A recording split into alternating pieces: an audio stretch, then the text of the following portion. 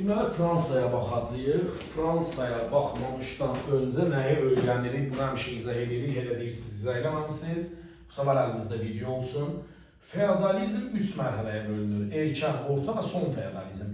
Erkən feodalizm 5-11-ci əsrlər, orta, yəni digər adı ilə klassik feodalizm, yəni inkişaf etmiş feodalizm 11-15-ci əsr, son feodalizm isə 16-17-ci əsrləri əhatə eləyirdi. Erkən feodalizm 476-cı ildə, yəni Avropada quldarlıq quruluşu, yəni qədim dövr bitəcək, Qərbi Roman imperiyasının dağılması ilə.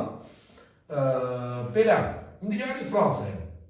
Fransa 843-cü ildə yaranacaq Verden müqaviləsi ilə krallıq idi. Tez-tez Sacilər və Fransa, Şirvanşahlar və Fransanın oxşar zətini soruşurlar, eyni əsrdə yaranıblar. Yəni 9-cu əsrdə. Fransada 9-10-cu əsrlərdə nə başlayacaq? Deməli, onlar atdan qoşqu vasitəsi kimi istifadə edəcəklər və kənd təsərrüfatında məhsuldarlıq artacaq.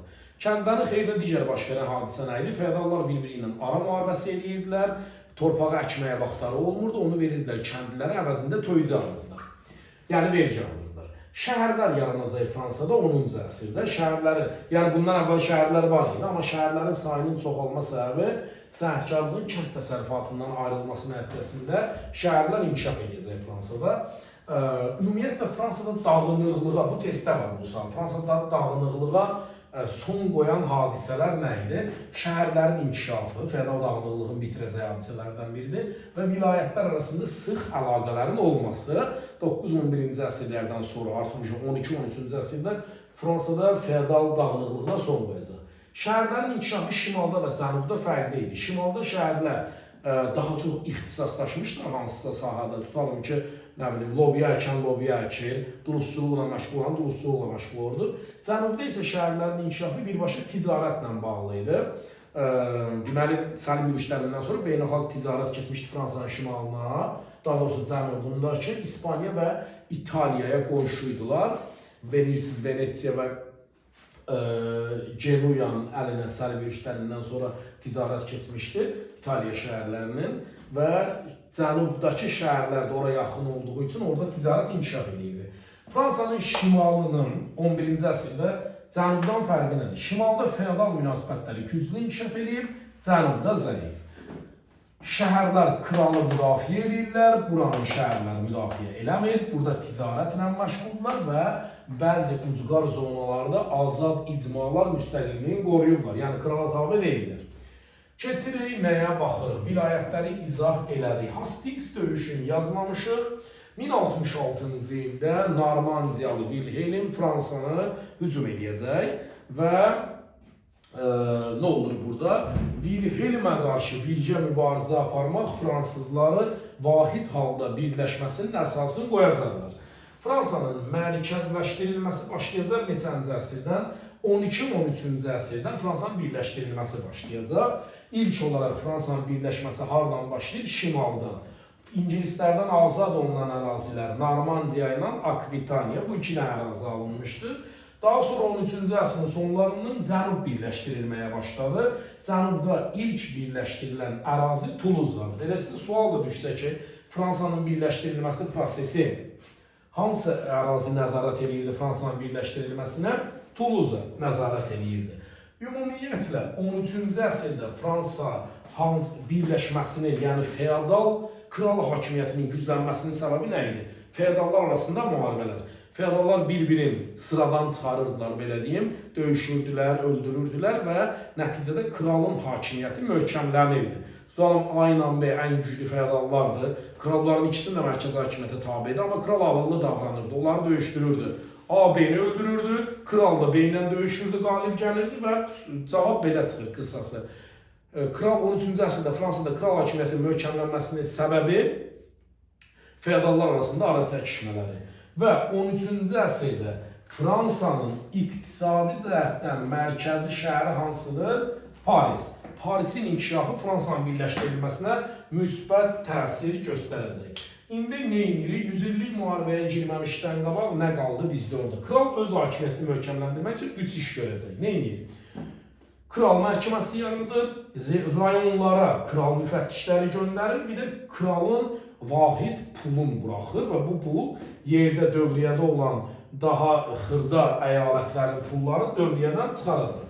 Bura 100 illik müharibənin içidir, girmir yora, bura 100 illik müharibədən sonradır. Belə, indi başlayalım 100 illik müharibədən qabaq kimi unutmuşuq biz. 1302 baş ştatlar çağırmışdı.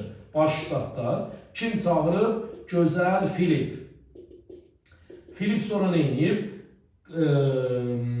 Flandriyanı, diqqətli olur ha, Flandriya uğrunda Flandriyanı birləşdirməyə cəhd edib. Filip Flandriyanı birləşdirib, xeyr, onu birləşdirmək üçün nə edib? Cəhd edib. Bir də kilsə torpaqlarına vergi qoyacaq. Kilsə torpaqlarına vergi qoymasının nəticəsi nə olur? Testdə birinci mərhələdə verə bilər cavab kimi nə? Papa ilə müharibə başlayır və Papa məğlub olur. Amma test var, yazır ki, Gözəl Filipin Papa torpaqlarına vergi qoymasının nəticəsi Papanın özündən asılı saldı və Papanın Avropadakı siyasi nüfuzu düşdü. Kilsə torpaqlarına vergi qoydu, Papanı məğlub elədi. Papa vergi qoyur, Papa ilə problemi çıxır. Onun üçün baş ştatlar çağırır, silkə orqanı idi. Fransadakı feodallardan kömək alacaq və Papanı məğlub edə biləcək. İndi başlayırıq nəyə? 100 illik müharibəyə. 100 illik müharibə 1337-1453-cü illəri idi. 100 ili keçdiyi üçün 100 illik deyirlər və yaxud da testdə belə bir sual çıxa bilər qabağınıza. Müəyyən dayanmalardan 100 il davam edir. 100 illik müharibənin 2 səbəbi var. Bəzi testlərdə 3 səbəb göstərir. İndi izah edəcəyəm. Hara yazmışam, heç yerə deyəsən yazmamışam. 100 illik müharibənin səbəblərini görmədim. Ona görə də yazaq. Heç yerə yazmamışam. Birinci səbəb Flandriya uğrunda müharibədir. Flandriya balaca bir dənə əyalətdə 13-cü əsrdə Fransadan formal asıllığı olsa da üsyan edib müstəqilləşir. Mahud satır, Mahudu da kimə satır? İngiltərəyə. İkinci səbəb oydu ki, Fransanın cənub-qərb torpaqlarını İngiltərədən alması. Fransa cənub-qərb torpaqları üstündə müharibələri almışdı, İngiltərə onları geri qaytarmaq istəyirdi. Üçüncü səbəb nə idi? Hələ də İngiltərənin müəyyən torpaqlara sahib olması idi. Harada? Fransada. İndi keçirik bəhanəyə. Bütün bunlar üçün nə lazımdır? Bəhanə lazımdır. Bəhanə budur. İngiltərə kralı deyir ki, Filipin oğlu yoxdur, mənim də qızım onun gəlinidir. Fransanı cehiz olaraq mənə verin. Elmi adı İngiltərə kralının Fransa taxt-tacının iddiası. Yəni müharibənin başladan bu adamdır. Video dayanmayıb deyə bir baxaq. Yox, dayanmayıb qaydasında. Müharibə başlayacaq.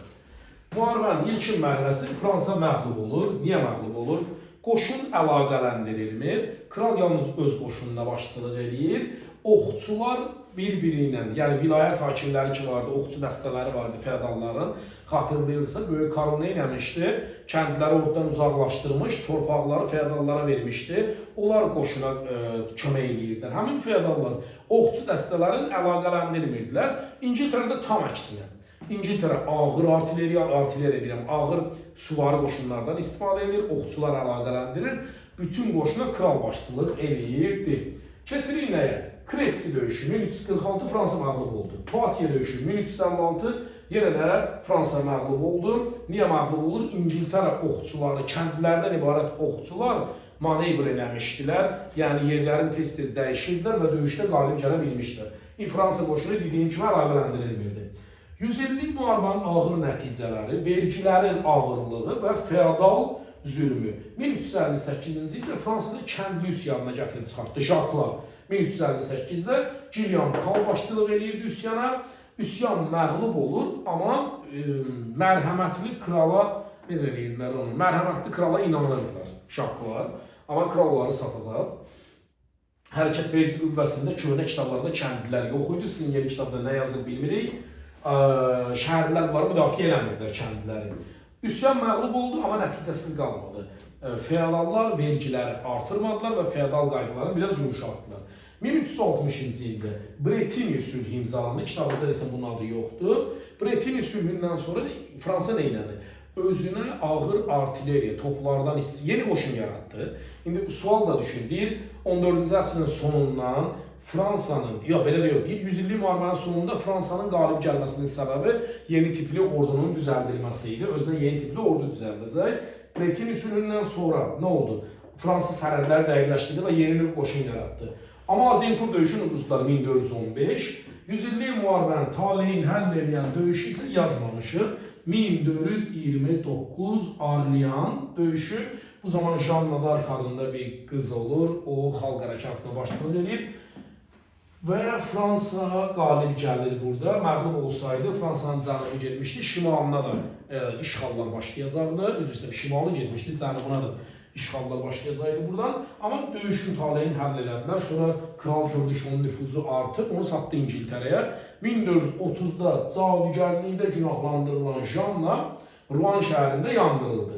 Lakin 100 illik müharibə bitdi. Haça 1453. Fransa qalib gəlmiş sayılır. Yalnız hansı liman qaldı ingilislərdən? Calais limanı. Bundan sonra nə oldu? 14-cü əsrdə Fransada tam xəstəliyi yayılırdı və əhali kütləvi şəkildə qırılırdı. Müharibə xərci vergisinin tətbiq olunması vardı, amma görmədim bunların heç birini və davam edirik nə ilə? Fransa 15-ci əsrdə 11-ci Ludovikin dövründə birləşdirilməsi başa çatdı. Mərkəzləşmə prosesi kimin dövründə bitdi? 11-ci Ludovik. Bir də bu, əhali üzərinə illik vergi qoymuşdu 11-ci Ludovik. Fransaya son birləşdirilən ərazi deyəsən oradan yaxşı görünmür. Bretandır. Sonra nə var? Sonra 16-cı əsrdə Fransada azad dini etiqad elan olundu və Fransa dini oldu Kalvinizm dini. Biraz axmaq dini cərəyanı idi. İşıqları söndürün, tez yatın, israf eləməyin, səhər tez işə gedin. Üstəgəl bunları eləməyənlərə qarşı təqib, yəni terrordan istifadə edirdilər. Bunlar bir növ zərdüştlər də öz düşmənlərinə qarşı bunu edirdilər, bunlar da edirdi. Fransada 1594-də Bourbonlar gəldi hakimiyyətə. Kitabımızda yox idi. Bura qədər hansı sülalə hakimiyyətdə olub? Valois hakimiyyətdə olub. 100 illik müharibəyə girən sülalə Valois'dır. 1328-də onlar gəlmişdi. Deməli, Karolinglər idi 843-987 kitabımızda görmədim. Kapetinglər 987-dən başladı Valois'a qədər. Valois'dan 3-4 il qabaq onlar getmişlər hakimiyyətdən. Valois 1328-də başladı. Bourbonlar 1328-1589 idi onlar.